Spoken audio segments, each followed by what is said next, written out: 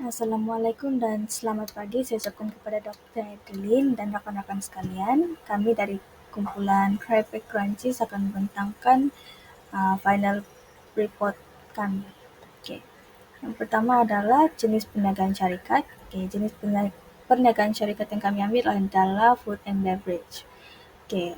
Kami menjual craypack iaitu craypack pisang dan craypack ubi dan kami memberikan pelbagai risalah kepada pelanggan.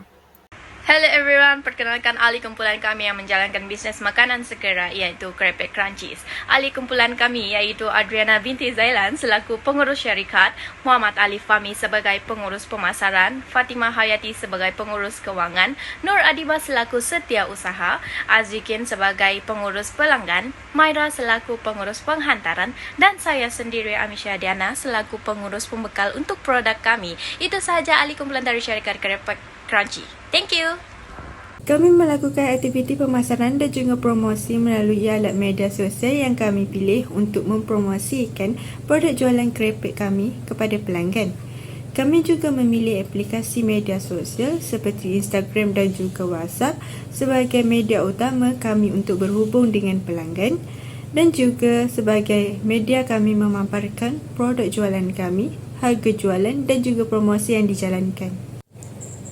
Seterusnya, kami menjalankan aktiviti jualan di gerai seperti pada umumnya. Kami melakukan jualan di gerai bertempat di foyer PPIB bagi menarik pelanggan lebih ramai. Selain itu, kami juga membuat jualan secara atas talian melalui aplikasi Instagram Live dan juga membuat promosi buy for free one kepada pelanggan kami yang membuat pembelian sebanyak 4 produk ke atas akan mendapat satu lagi produk kami secara percuma. Dengan ini, dapat menarik minat pembeli untuk membeli produk kami dengan kuantiti yang banyak. Seterusnya adalah pencapaian Craypack Crunchies di mana jumlah jualan kami terdapat 3 batch iaitu batch pertama, kedua dan juga ketiga. Untuk batch pertama pada 23 April kami dapat keuntungan sebanyak RM121 dan untuk batch kedua pada 8 Mei kami mendapat keuntungan sebanyak RM167.50 dan untuk batch ketiga pada 8 Jun kami mendapatkan keuntungan sebanyak RM121. Jadi untuk total jualan kami ini kami mendapat sebanyak RM409.50. Seterusnya adalah untuk follower, like dan juga vision, di mana follower Instagram kami mendapat sebanyak 203 follower dan juga like sebanyak 153.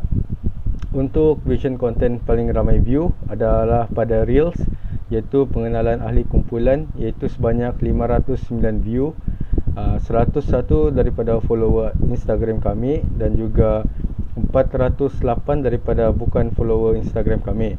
Dan untuk gambar iaitu sebanyak 197 view. Untuk goals dan juga objektif, di mana goals kami mencapai target jualan iaitu melebihi 500 craypack.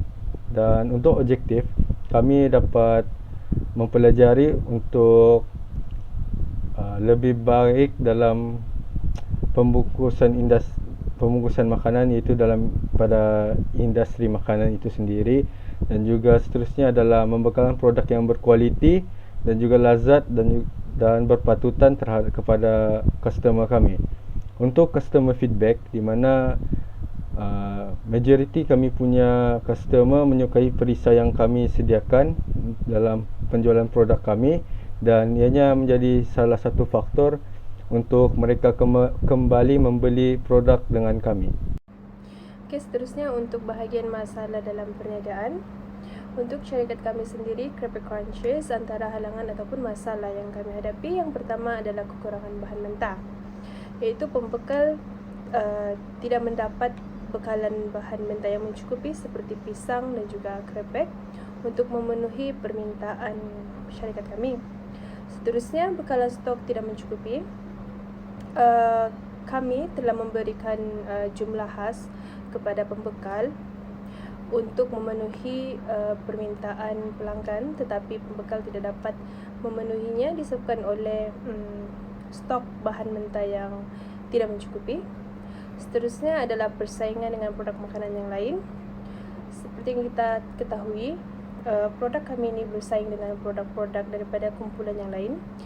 Jadi terdapat persaingan di situ yang membuatkan pelanggan tidak tetap kepada produk makanan kami kerana terdapat pelbagai jenis produk yang lebih menarik perhatian mereka.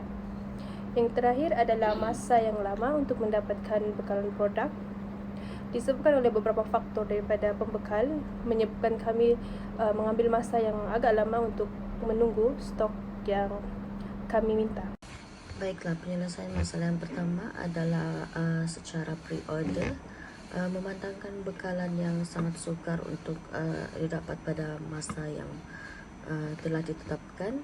Kita telah mengambil inisiatif di mana kita hanya mengambil pre-order. Kemudian kita akan, apabila stok sampai, kita akan dahulukan yang telah order. Memandangkan persaingan yang cukup ketat kerana produk ini juga ada dijual bagi peniaga-peniaga lain. Kita telah upgrade pembungkusan yang cukup menarik dan sangat mudah untuk dibawa bagi menarik perhatian pelanggan, bagi membiasakan antara produk jualan kami dengan jualan peniaga yang lain. Kami juga membuat promosi di mana kami membuat package combo beli 2 percuma 1 ataupun beli 3 percuma 1 macam itu. Masalah kekurangan stok dan stok yang agak lambat untuk didapatkan, kita mengambil inisiatif untuk mencari pembekal yang lain yang di mana membekalkan produk yang sama bagi menyelesaikan masalah tersebut. Okay, seterusnya saya akan membentangkan tentang income statement. Okay, untuk income statement Crepe Crunchies, okay, sales revenue dia yang kami telah perolehi adalah RM409.50. Okay. So, seterusnya cost of raw materials adalah kosong. Wages iaitu gaji yang akan kami berikan kepada 7 orang ahli, iaitu seorang akan mendapatkan RM59. Okay. Seterusnya untuk minus expenses seperti salary, rental, promotion adalah kosong dan transportasi kami adalah RM4 sahaja. Okay. Seterusnya berikut merupakan balance company kami. Ini pula merupakan e-commerce sales bagi setiap individu yang dalam company kami.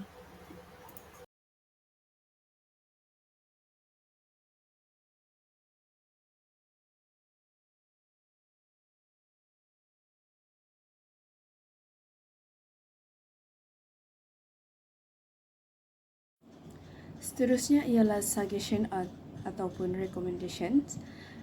Yang pertama, suggestion kami ialah pengurusan yang sistematik.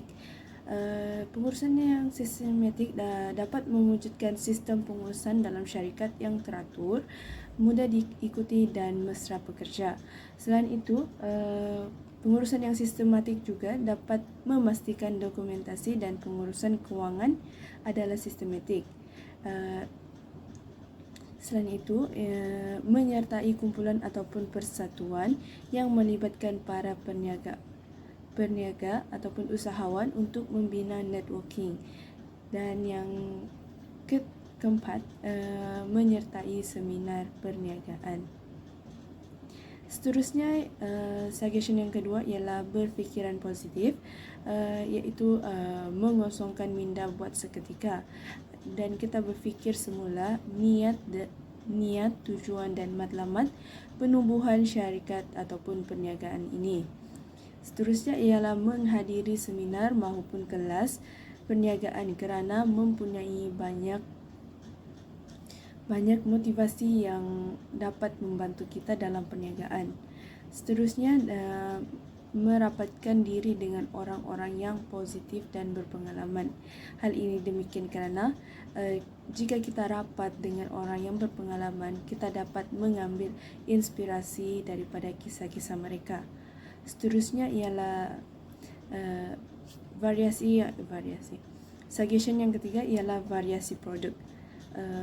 Variasi produk ini ialah kita menambahkan pelbagai variasi produk yang sedia ada, namun kita menambahkan lagi kepada yang terbaru mengikut kehendak ataupun permintaan pelanggan. Seterusnya ialah desain produk mengikut trend semasa. Suggestion yang keempat ialah perancangan kewangan, iaitu melengkapkan diri dengan ilmu pengurusan kewangan dengan secukupnya. Kita juga perlu memisahkan kewangan perniagaan dan kewangan peribadi, serta mendapatkan bantuan daripada pakar dalam pengurusan kewangan. Suggestion yang terakhir ialah meningkatkan ketulusan dengan rakan sekerja dan pekerja. Hal ini dapat dilakukan dengan komunikasi yang kerap. Komunikasi yang kerap adalah penting untuk membina kepercayaan dan kewujudan ketulusan di tempat kerja. Seterusnya, jujur dan berterus terang. Jujur dan telus semasa berkomunikasi dengan rakan sekerja, terutama dalam situasi yang mencabar. Seterusnya, memberi dan menerima maklum balas daripada rakan sekerja untuk memahami jangkaan dan gaya kerja, serta dapat membantu meningkatkan ketelusan dan komunikasi antara pekerja. Sekian daripada saya, terima kasih. Berikut merupakan lampiran kami.